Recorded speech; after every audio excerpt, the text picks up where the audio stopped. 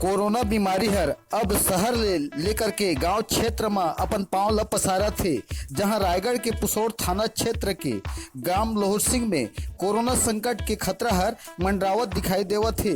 जहां लोहर सिंह में अपन रिश्तेदारी में पहुना आए जांजगीर डभरा कोटमी क्षेत्र के युवती के कोरोना पॉजिटिव रिपोर्ट मिले ले लोहर सिंह सहित आसपास के गांव हर दहशत में कोरोना बम के कहर हर भयानक रूप दिखत हावे।